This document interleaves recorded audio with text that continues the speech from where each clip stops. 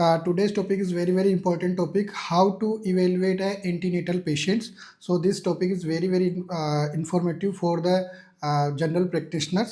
सो ये मेरी ओपीडी है. इस ओपीडी पे हमारे यहाँ पर पेशेंट जो पर्टिकुलर है, पल्स हॉस्पिटल में इस तरह का पेशेंट पर्टिकुलर्स लिखे जाते हैं. उसके बाद में आपको जो back side of the OPD है उस पर हमने एक प्रिस्क्राइब्ड फॉर्मेट में पहले से ही प्रिंट करवा रखा है. अगर इस फॉर्मेट को अगर आप कंप्लीटली भरते हैं तो कोई भी ऐसी एंटीनेटल पेशेंट नहीं होगी जिसको आपको अलग से इवेलुएट करने की ज़रूरत है या कोई हाई रिस्क आप मिस कर सकते हैं. So let's start each and every topic. अभी अगर आप जैसा देख पा रहे हो इसको मैंने 3 पार्ट्स में डिवाइड कर रखा है मेनली. जो ये पहला पार्ट्स है ये इन्वेस्टिगेशन का पार्ट है, ये जनरल एग्जामिनेशन का पार्ट है और ये हिस्ट्री का पार्ट है. तो एक बार जैसे पेशेंट हमारे पास में आती है हम उसको हिस्ट्री लेते हैं, एग्जामिन करते हैं, इन्वेस्टिगेशन लगाते हैं, डायग्नोसिस बनाते हैं, देन ट्रीटमेंट लिखते हैं. तो ये हमारा अप्रोच होगा. इस पेशेंट में हमने पेशेंट पर्टिकुलर्स ले रखे हैं कि नेम आता है, नेम लिखो, हस्बैंड नेम, एज, सेक्स और डेट. ये डायग्नोसिस वाला जो पार्ट है, इस डायग्नोसिस वाले पार्ट को सबसे एंड में हम लोग देखेंगे. स्टार्ट करते हैं हम हिस्ट्री के. जब भी कोई पेशेंट हमारे पास में एंटीनेटल वाली पेशेंट आती है तो क्या कंप्लेन करके आती है. अगर वो प्रेग्नेंट है तो एमिनोरिया कितने मंथ का, सपोज करो कि उसको 2 मंथ एमिनोरिया है, 3 मंथ एमिनोरिया है, 4 मंथ एमिनोरिया है, तो आप कंप्लेन में 2, 3, 4, 8, 9 जो भी है वो लिख सकते हो. इसके साथ स्पेसिफिक कंप्लेन के साथ में आ सकती है पेन एब्डोमेन हो सकता है, लीकिंग पी हो सकती है, ब्लीडिंग पर वेजाइनम हो सकती है. आपको डेट के साथ में टाइम ड्यूरेशन लिखना है. पेन एब्डोमेन आपको लिखना है कि उसको 6 PM 20/30/11 2025 से है या 7 PM से है, तो एग्जैक्टली ड्यूरेशन देता है. या फिर आप इसके बजाय ये भी लिख सकते हो कि pain abdomen for 12 hours, 6 hour. ऐसे ही लीकिंग पीवी में डेट और टाइम जरूर लिखना आपको, क्योंकि प्रोलॉन्ग लीकिंग जो होती है इन्फेक्शन के लिए प्रोन होती है. तो लीकिंग पीवी और ब्लीडिंग पर वेजाइनम में 1-2 दिन से लिखने के बजाय आपको 3 दिन से लिखने के बजाय आपको कोशिश ये करना है कि ब्लीडिंग पर वेजाइनम का एग्जैक्ट टाइम और अगर अवेलेबल है तो लिखना है, नहीं तो अप्रोक्सीमेट टाइम जो भी आता है वो आपको बताना है. इन कंप्लेन के अलावा और भी कोई कंप्लेन हो सकती है. सपोज करो कि वो आपके पास में डिक्रीज फीटल मूवमेंट के साथ में आ सकती है पेशेंट. अगर डिक्रीज फीटल मूवमेंट के साथ में आ रहा तो आपको लिखना है. या बैकएक की कंप्लेन हो सकती है, हेडेक की कंप्लेन हो सकती है. जो भी एक्स्ट्रा कंप्लेन होती है आपको यहाँ पे उसका ड्यूरेशन के साथ में कंप्लेन को लिखनी है. आपकी जो भी कंप्लेन होती है आपको पता ही है, क्रोनोलॉजिकल ऑर्डर में आपको लिखना होता है. उसके बाद स्पेसिफिकली हमारे पास में पेशेंट्स जब आती है ऑब्स्टेट्रिक पेशेंट, तो एक ये मेरिड हिस्ट्री होती है वो लिखनी होती है. मेरिड लाइफ का ML का मतलब होता है मेरिड लाइफ और AML का मतलब होता है एक्टिव मेरिड लाइफ. दोनों में क्या डिफरेंस है. राजस्थान में जो होता है चाइल्ड मैरिज का काफ़ी चलन रहता है. तो मैरिज तो वो बताती है कि 10 साल हो गया, 15 साल हो गया, अभी वो 21 साल की है, 15 साल से मैरिड है, लेकिन उसका जो ससुराल आना जाना होता है वो 2 साल 3 साल से ही हुआ. तो एक्टिव मैरिड लाइफ जो है वो आप लिखोगे 2 to 3 ईयर्स. तो आपको क्या लिखना है इसके अंदर, जैसे ही ये मेरे पास में पेशेंट आती है मेरी हिस्ट्री में लिखेगा, उसने मेरे को बोला है कि सर मेरी शादी को तो 10 साल हो गए, तो I will write here 10 years and जो एक्टिव मैरिड लाइफ है वो 3 ईयर्स है, तो 3 ईयर्स लिखूंगा. नेक्स्ट हमारे पास में आता है ऑब्स्टेट्रिक हिस्ट्री. ऑब्स्टेट्रिक हिस्ट्री आप सब लोगों को पता है कि हम किससे करते हैं, GPAL स्कोर से करते हैं. और जो ऑब्स्टेट्रिक हिस्ट्री है उस ऑब्स्टेट्रिक हिस्ट्री को हमें लिखने के लिए पता होना चाहिए कि G क्या होता है, PLA और E क्या है. G का मतलब होता है ग्रेविड. ग्रेविड का मतलब ये है कि प्रेगनेंसी जो पेशेंट है वो कितनी बार प्रेग्नेंट हुई है, कंसेप्शन कितनी बार किया है, दैट इज़ द ग्रेविड. जब भी आप ग्रेविड लिख रहे हो इसका मतलब ये है कि उसके पेट में बच्चा है, यूट्रस में अभी बच्चा है, तभी हम ग्रेविड लिखते हैं. अगर वो डिलीवर हो चुकी होती है तब हम ग्रेविडा नहीं लिखते हैं. P का मतलब क्या होता है, पेरिटी. पेरिटी का मतलब ये होता है कि कितने कंसेप्शन या कितनी प्रेगनेंसी जो है एज ऑफ वाइबिलिटी को क्रॉस कर चुकी है.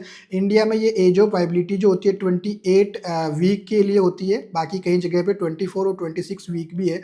लेकिन आप मोटा मोटा मान के चलो कि कितनी प्रेगनेंसी 7 महीने से ज़्यादा की होती है, उसको मैं पेरिटी में इंक्लूड करूँगा. L का मतलब है लाइव प्रेगनेंसी यानी लाइव बर्थ इशू, उसके लाइव बच्चे कितने हैं, जिंदा बच्चे उसके कितने हैं.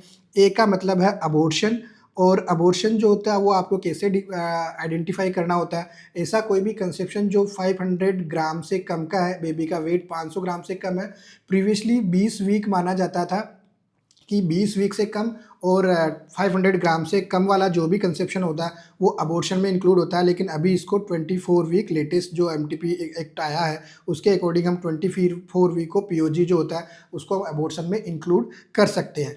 ई का मतलब यहाँ पे आता है एक्टोपिक। अगर उसको पहले कोई ट्यूबल एक्टोपिक, सर्वाइकल एक्टोपिक या सिजेरियन एक्टोपिक हुआ है तो हमें यहाँ पे मेंशन करना है।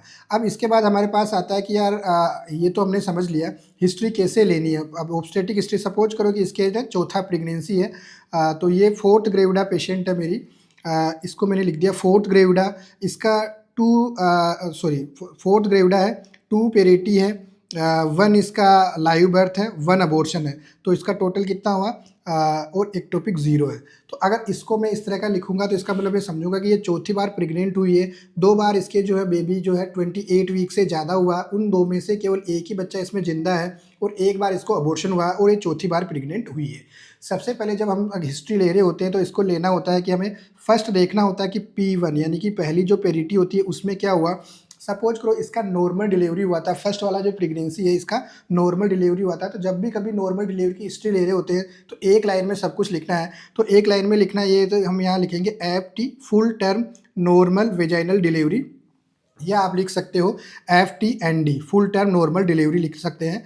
अगर फुल टर्म हुआ है, सपोज करो 37 वीक के बाद हुआ, उससे पहले हुआ, तो आपको यहाँ पे लिखना है प्री टर्म वेजाइनल डिलीवरी, या प्री टर्म नॉर्मल नहीं हो सकता। प्री टर्म के लिए हम नॉर्मल जब भी कभी यूज़ करते हैं तो वो टर्म होनी चाहिए 37 तो इसीलिए हम लिखते हैं PTVD pre term vaginal delivery, जब आपका 37 वीक से कम हुआ है। तो अब हम जब हमारे पास में फुल टर्म और प्रीटर्म आ गया है तो हमें आगे क्या लिखना है, आगे हमारे को क्या करना है कि ये जो प्रेगनेंसी हुई है अभी इसको ये देखना है कि ये इंस्टीट्यूशनल डिलीवरी हुई है, होम डिलीवरी हुई है। होता है तो डिफ़िकल्ट लेबर के चांसेज हो सकते हैं या फिर उसको और कोई प्रॉब्लम होने की संभावना रहती है। अभी बहुत ज़्यादा ऐसा होम डिलीवरी होती नहीं है, मोस्ट ऑफ 99-100% जो है इंस्टीट्यूशनल डिलीवरी होती है। तो आप इंस्टीट्यूशनल डिलीवरी लिख सकते हो इसके ऊपर, और इसके साथ में हमें ये लिखना होता है कि ये जो डिलीवरी हुई है कितने वीक नहीं है तो आप कम से कम मंथ तो लिख सकते हैं कि ये 9 मंथ पे हुई है या 8 मंथ पे हुई है या 7 मंथ पे हुई है। जो भी आप पेशेंट हिस्ट्री देता है उसको आपको यहाँ लिखना है। ये फुल टर्म डिलीवरी है तो मैंने इसको लिख दिया है कि ये 9 मंथ पे इसको डिलीवर हुआ है। अब जब ये डिलीवर हुआ तो उसके बाद ये लिखना है कि इसके जो डिलीवरी हुई है उसमें मेल चाइल्ड हुआ है कि फीमेल चाइल्ड हुआ है। अगर मेल चाइल्ड हुआ है तो आपको MCH लिखना है, अगर फीमेल हुआ तो FCH लिखना है। उसके बाद में आपको लिखना है कि A+H, इसका मतलब ये है कि ये बेबी जो है अलाइव प्लस हेल्दी है, अभी इसको किसी प्रकार की प्रॉब्लम नहीं हुई है, वैक्सीनेशन इसका कंप्लीट हो गया है। और लास्ट में हमें ये लिखना है कि इसको कितने ईयर का हो चुका है। ये सपोज करो कि ये अभी 5 ईयर का हो चुका है तो मैंने इसको लिख दिया 5 ईयर। तो कंप्लीट मेरा फर्स्ट पेरिटी की हिस्ट्री जो होगी, full term normal vaginal delivery है, इंस्टीट्यूशनल डिलीवरी हुई थी, 9 मंथ पे हुई थी, मेल चाइल्ड हुआ था, अलाइव एंड हेल्दी है अभी और 5 साल का है, किसी भी प्रकार का कोई दिक्कत नहीं हुई थी। सपोज करो ये अलाइव एंड हेल्दी नहीं है और तो हमें बहुत बार लिखना है कि ये IUD हुआ था तो IUD लिखना है। अगर ये नॉर्मल पैदा हुआ है, साइन ऑफ लाइव बर्थ जो होता है वो शो किए थे, देन उसके बाद में इसका न्यूनेटल डेथ हो गई है तो आपको लिखना है डाइड आफ्टर 4 आवर 2 डे, जितना भी है ऑफ बर्थ ये आपको लिखना है। और उसके साथ में आपको लिखना है कि किस वजह से ये डाइड हुआ था। RDS हो सकता है, निमोनिया हो सकता है, डायरिया हो सकता है, कंजेनाइटल एनोमली हो सकती है, जो भी रीजन होता है वो आपको इसमें मेंशन करना होता है IUD डिलीवरी में। तो नॉर्मल डिलीवरी जो होता है उसको हमने आपको बता दिया है कि किस प्रकार से हमारे पास में हिस्ट्री इसकी ले सकते हैं। लाइव प्लस हेल्दी है, 5 ईयर का है।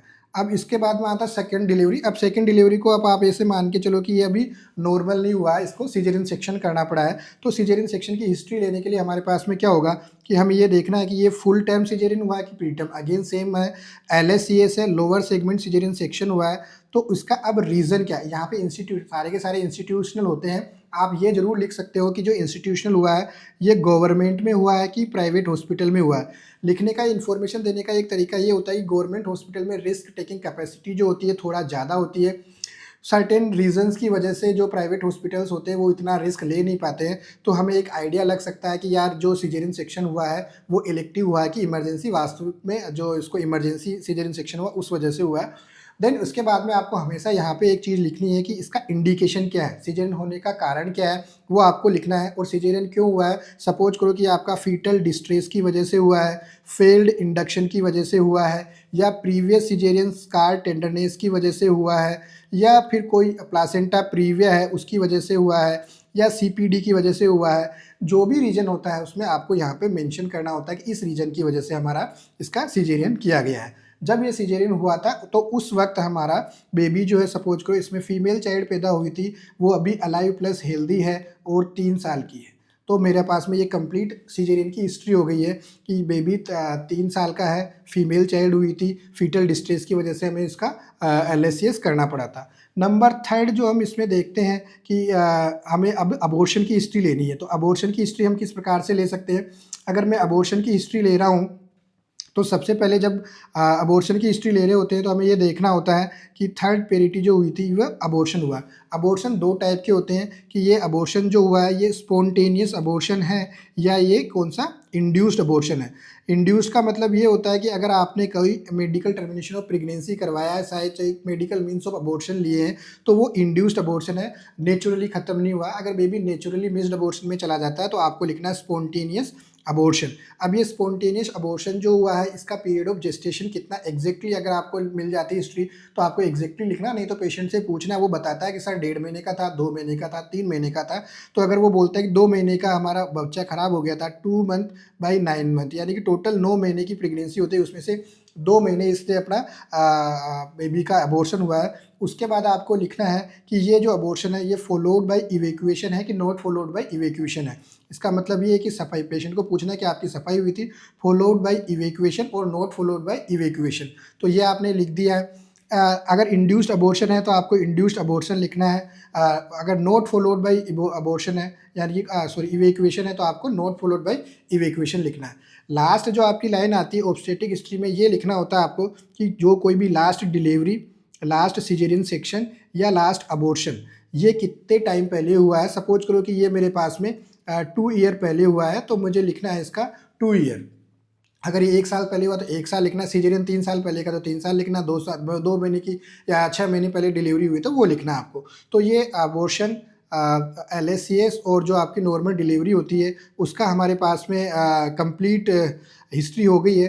एक एक्टोपिक की हिस्ट्री और होती है तो आपको एक्टोपिक लिखना होता है कि ये जो एक्टोपिक हिस्ट्री आई है मेरे पास में, ये वाली जो है ये लेप्रोटोमी हुई है या लेप्रोस्कोपी से हुआ है, ये आपको उसका एडवाइस करना पड़ता है। और उसमें किस वजह से हुआ, ट्यूबल एक्टोपिक हुआ था, रप्चर्ड हुआ था, अनरप्चर्ड हुआ था, और नो सिग्निफिकेंट कॉम्प्लिकेशन नोटेड लिख के आपको लिखना होता है कि लास्ट एक्टोपिक या सर्जरी जो होती है वो 2 साल पहले हुई थी। आपको इस तरह का सारा एक्टोपिक की हिस्ट्री लेनी होती है, किस प्रकार का उसका सर्जिकल अपना इंटरवेंशन हुआ था। ये तो हो गया हमारे पास में ऑब्स्टेट्रिक हिस्ट्री। नेक्स्ट जो पॉइंट आता है वो आता है पर मेंस्ट्रुअल हिस्ट्री या जो पास्ट मेंस्ट्रुअल हिस्ट्री होती है 9 महीने पहले उसका कैसे था। हिस्ट्री बहुत ही इंपॉर्टेंट होती है एबनॉर्मल यूट्राइन ब्लीडिंग में, मेंसेस हिस्ट्री। यहाँ पे हमें ये देखना है कि ये रेगुलर है कि इरेगुलर है। अगर पीरियड्स इरेगुलर होते हैं, जो उसका पीरियड ऑफ जेस्टेशन अपन निकालते हैं उसमें अपने को प्रॉब्लम आ सकती है। उस वक्त हमें USG का जो फर्स्ट ट्राइमेस्टर की स्कैन होती है उससे हमें इसको मैच करना होता है। तो जो हिस्ट्री लेते हैं हमारी पास्ट मेंस्ट्रुअल हिस्ट्री, उसमें क्या क्या पॉइंट्स इंक्लूड करने होते हैं। सबसे पहले आपको पूछना होता है कि जो ब्लीडिंग की ड्यूरेशन होती है वो कितनी होती है। तो सपोज करो 3 to 4 डेज पेशेंट बताती है कि 3 से 4 दिन ब्लीडिंग रहती है, तो आपको लिखना है 3 to 4 days. Normal 7 to 8 days की ब्लीडिंग होती है उसको हम नॉर्मल मानते हैं। उसके बाद में आपको टाइम इंटरवल पूछना है कि इंटरवल किस किस इंटरवल पे आती है। सपोज कर वो कहती है कि सर मेरे तो 1-2 दिन ऊपर होते हैं, तो आपको यहाँ पे लिखना है 28 to 30 डेज। जो ये हो गई तो आपको इसका मतलब ये दिखता है कि 3 से 4 दिन तक ब्लीडिंग होती है, 28 से 30 दिन में उसको पीरियड्स आ जाते हैं। 21 से लेकर 35 या 38 डेज को हम नॉर्मल मानते हैं इंटरवल को। अगर 21 दिन से पहले होती है तो हम उसको फ्रीक्वेंट पीरियड्स बोलते हैं, और अगर 38 से बाद में होता है तो इनफ्रीक्वेंट पीरियड्स बोलते हैं। तो हमें वहाँ लिखनी है उसकी फ्रीक्वेंसी है।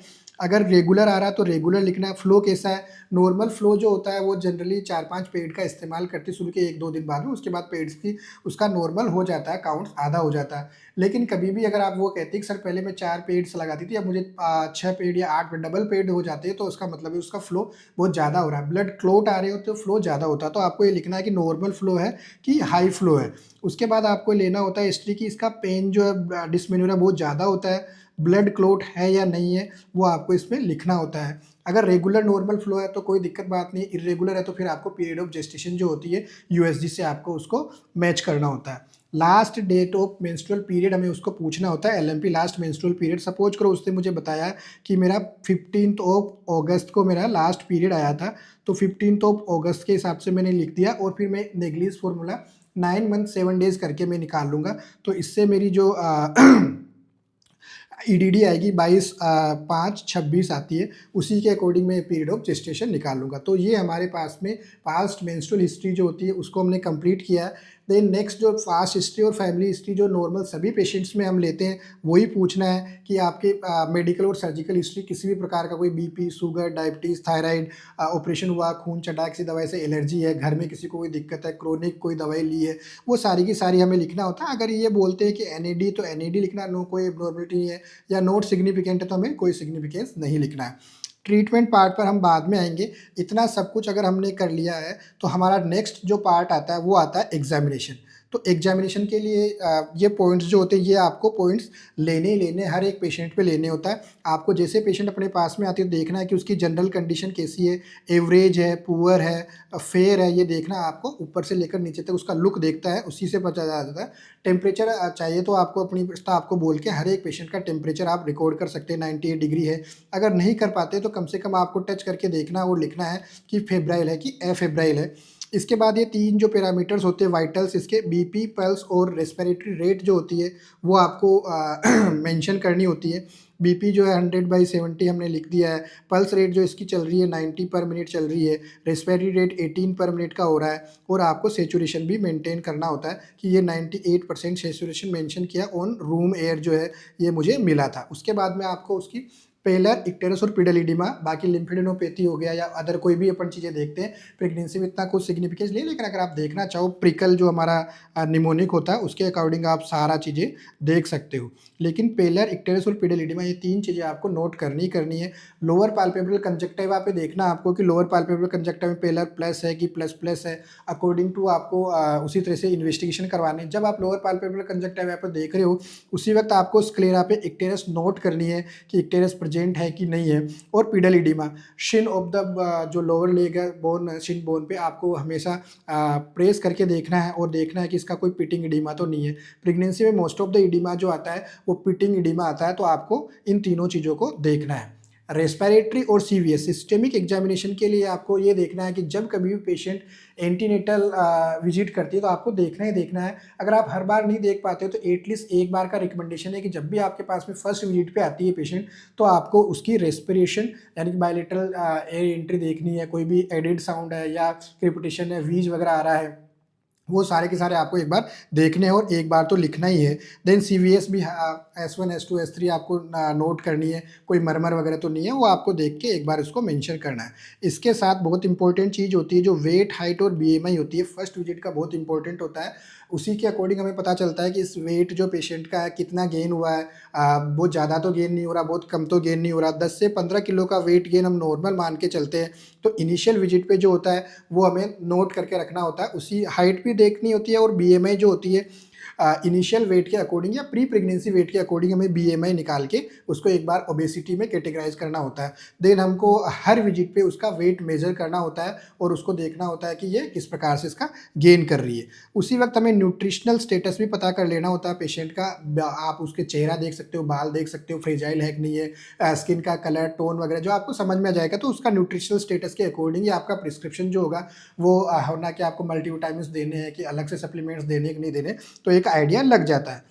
Breast examination very very important है। ब्रेस्ट एग्जामिनेशन आपको एंटीनेटल ही करना होता है एक बार।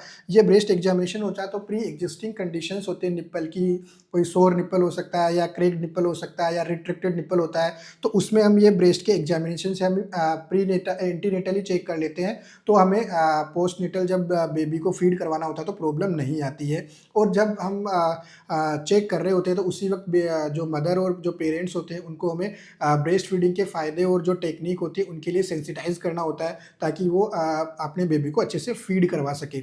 स्पेसिफिकली ब्रेस्ट एग्जामिनेशन के लिए आपको ध्यान रखना, अगर मेल गायनेकोलॉजिस्ट है तो आपका फीमेल जो भी स्टाफ होता है उसको आपको ज़रूर बोलना है कि वो करे। अगर आप भी कर रहे हो तो एक जो आपको तो रखना ही रखना है, चाहे कोई भी एग्जामिनेशन कोई भी पेशेंट देख रहे हो तो फीमेल अटेंडेंट साथ में होना, उसके अलावा आपको पेशेंट को टच नहीं करना है।